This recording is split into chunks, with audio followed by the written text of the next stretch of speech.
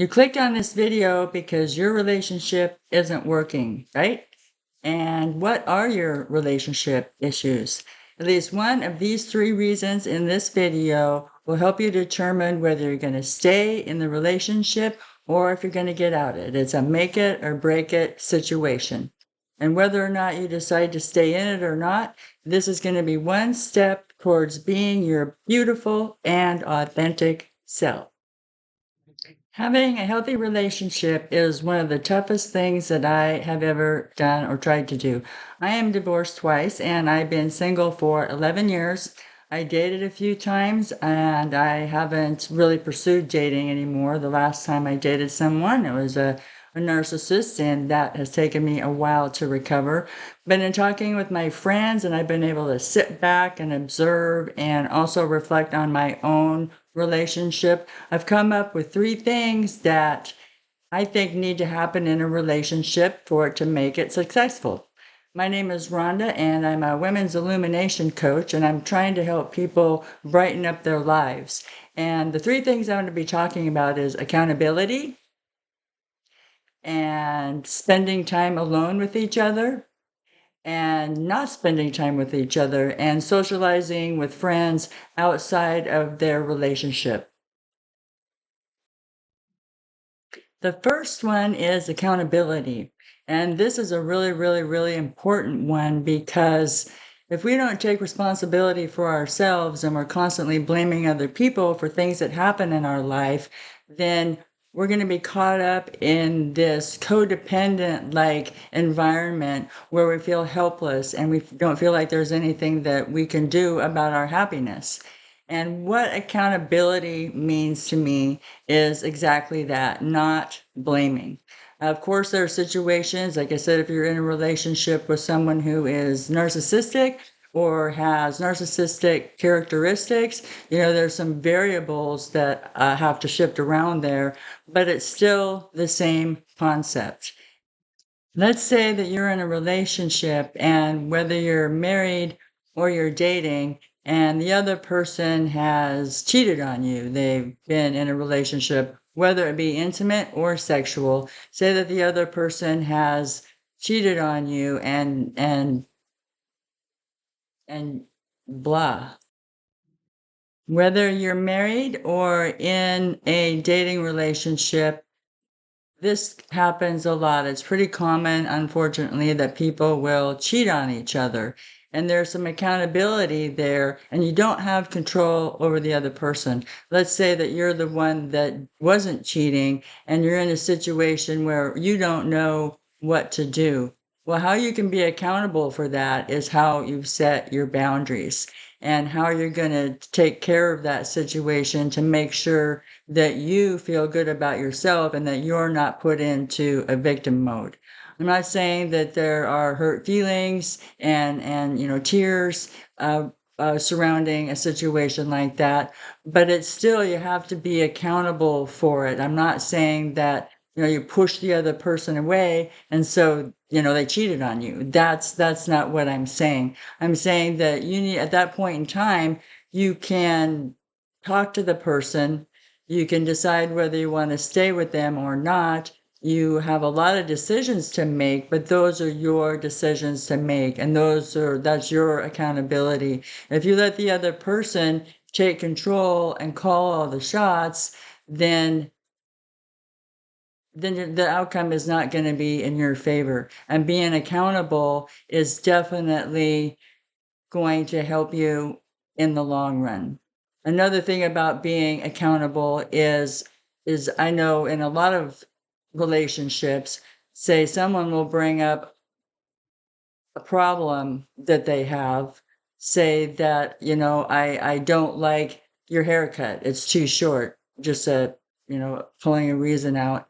And the other person says, well, remember when you did this or remember when you did that. And so you're not actually talking about the subject that came up that was the issue. And that happens a lot. Well, people will try to redirect and place the blame on the other person. And so at that point in time, you need to make a decision at that point in time. This is all about making decisions and taking that back on yourself. And what are you going to do? Not the other person. What are you going to do? And so blaming doesn't work. If you think about it and you start to place blame on someone else, stop for a second and say, okay, what good is that going to do? What good is it going to do if I blame someone else? That way you've just completely given away your power if you do that. Another thing to do in healthy relationships, and maybe you've heard this over and over and over again. Well, I'm going to tell you one more time that finding time with each other to be alone without the TV, without your cell phone, without the kids, without other people around, without any friends around is really, really, really important so that you can find out how you interact. If you can't sit down with someone that you're in a relationship with and have a conversation, then there's going to be a problem. I found out with my first husband that we were together all the time.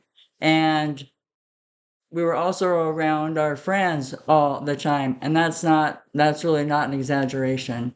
And finally one day I said, "Hey, let's go camping. Let's go camping, just the two of us." So we did go camping, much to his dismay. He did it very grudgingly. And when we went camping, I realized that my husband and I didn't have an intimate relationship where we could talk with each other. It was absolutely horrible, and we never did it again. We went up there, we had a tent, and he ignored me the entire time. It was like he didn't have anything to say, didn't have anything to do. And there are people who I know get energy from being around other people, extroverted, and there are people who are introverted, where they get their energy from being alone. Well, he was very extroverted, but I wasn't expecting him to completely shut down by not being around people. And it's quite possible that, in knowing that before we got married, I would have maybe called off the relationship because that was really, really important to me to be, with alone time and spend time with people. And that was not successful in our relationship. And so it's really, really, really important. And it includes, going out to dinner or going to a movie. I'm not talking about don't go to a social event or a concert or something like that, but it really needs to be without other people that you don't know. A lot of people say that they're lonely, and that, I believe, is due to not being able to have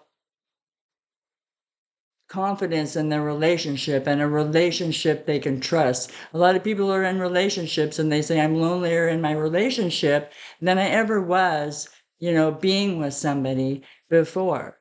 And that's the proof right there that you really need to be able to uh, communicate with the other person and spend time with them and realize that that's where the loneliness is not communicating with your spouse. It's kind of like they say, with people who are maybe a marriage of convenience or a relationship of convenience due to finances or whatever, where it's like called a fuck you relationship because you walk past each other in the hallway and say fuck you. Well, that's not the kind of relationship that you want. And a lot of it can be solved by getting that connection with the person that you're in the relationship. It's very, very, very, very important. And it creates an amount of intimacy and also allows you to get to know each other based on who you really are, who you are at your core and your genuine self. Maybe the person that you were within the first 6 months, 4 to 6 months that you were in the relationship, and bring that back into the relationship. Like I said, it's very, very important to spend time alone without the TV, without the cell phones, without any distractions other than both of you. Look into each other's eyes and recreate that relationship. And the third thing is that we all need to have friends and we need to do things without the person that we're in a romantic relationship with. And this video is based on mostly romantic relationships. But it's important that two people both have their set of friends, and then they can go out with their friends and be comfortable and have enough trust in that relationship to know that something, there's no funny business going on. And I have a lot of friends, but I didn't do that. I didn't spend a lot of time with my friends when I was married either time. And I felt cut off with them and I felt lonely and I didn't have the feedback that I needed in my relationship. It was very, very, very difficult. And so the best thing to do in a relationship, I think, is to have those separate outings and enjoy life without each other being around, so that when you get together, for one thing, so that you have something to talk about. I know in some relationships people run out of things to talk about. But yeah, it's important to spend time away from each other with other people, with other friends, doing fun things and making it work like that. So the things that I think are most important in the relationship are accountability and not blaming the other person, and spending time with each other alone without any interactions with any other people or any social media or any devices. And number three, spending time with friends away from your partner to be able to have that connection with other people and not relying on that other person to be your one and only person that's going to do everything for you. That's impossible and it's going to cause some resentments. So bring in these ideas into your relationships. And if you like this video, like and subscribe, and we'll catch you next time.